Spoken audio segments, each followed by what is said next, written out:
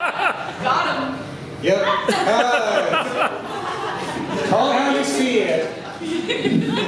Now for the regularly scheduled jokes. Well, I'm known as the bank employee, so we gotta do tales from the bank, like tales from the crypt. Technology is wonderful only when it works. And sometimes when it works, it doesn't work very well because it works very slow. And in that case with my role, that wasn't good at all this week because I print checks, and when it was running slow, that meant that it would stop and then start over on check printing, and on one file it was printing a decent number of checks, like 5 times. So I'm thankful I was looking at my dashboard to look at check numbers to know which ones to throw out. I hate wasting anything, but sometimes you have no choice because of the resources available to you. At least I know how to handle it. Thankfully, I don't have to do that very often, though. And then the other notable thing about the week didn't really happen at the building. I was outside taking some of the post office across the street, and I was outside of the branch area, and I heard 2 people exchanging words, and I must have only heard the end of it. Where the woman said to the man, "Feel free to call the police or Julie." And he said, "Well, take care." And it's like, I haven't heard of those 2 options being mentioned before. It's like, what? Calling Julie, call the police, being equal? In whose eyes? This must be a really special Julie is all I can think of.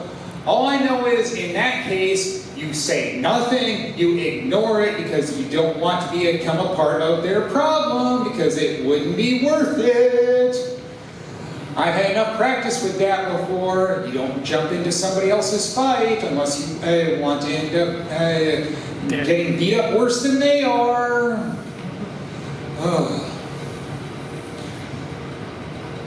Well, such is the life. And, this is the time of year where I'm out doing things a lot more than typical because it's the warmer months. I know that I probably surprised some people by saying what I did on Saturday afternoon.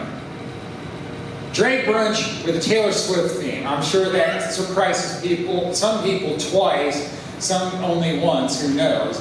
It's like, yeah, somebody like me, liking Taylor Swift music, it's like, yeah, I'm a performer. I'm the type that likes reading the lyrics. I'm the type that will listen to the song, just radio version, and then the video, because it tells a different story, and I like being able to figure out my own what I feel like the story that's being told. And the observation that I made before was, would Taylor and Adele be popular if they only did happy songs? Hell no! So I get it.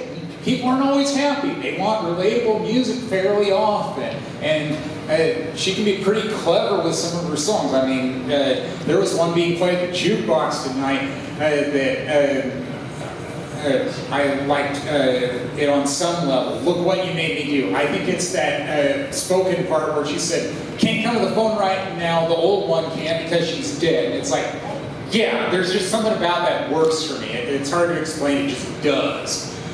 I'm just thankful I'm not one of her exes. But I guess that's where she gets the passion from, and I respond well to passion in performing. Even if I'm not the most passionate person, I'm not sure why. I'm a stodgy academic. That's my best explanation for that. But yeah, this definitely wasn't my first drag brunch. It was number 6. There's something about that I like about it. It must be being a performer, and I get my money's worth with all the music I hear. I mean, I wrote down 21 songs in a 90-minute show, and their outfits are really good. I know that helps too, and one of them was a Taylor look-alike. It's like, yeah, she should enter a contest and win some money for being a look-alike, because, I mean, there is a need for people like that out there. I remember an episode of The Jeffersons when I was a kid where they had Jimmy Carter look-alike in it. And it's like, yeah, I think he got a lot of roles just because he was the right look-alike. You just never know how it might pay off by accident, an afterthought, whatever works there. So there was that. And I didn't watch a Redbox movie this week, but there was an Amazon order that arrived, so I watched that. 10 Cloverfield Lane, because I like John Goodman. I watched a YouTube video where he was being interviewed about that movie, and it's like, okay, an apocalyptic movie usually doesn't work for me, but when it's John Goodman, I'm willing to try it. It's like, yeah, it works. I'm trying to think of how it works, so then he was actually helpful, and they didn't even realize it because they just wanted to get the hell out of there. But it was an apocalypse, or being attacked by aliens. People don't always realize how good they got it. And I went to Kaposh Days, had pancakes, told my dad about it, and he said, hopefully he didn't get stuffed. It's like, Dad, I've been an adult for a while. I think I know by now how much to eat, so then I don't overeat. But what are you going to do? Sometimes parents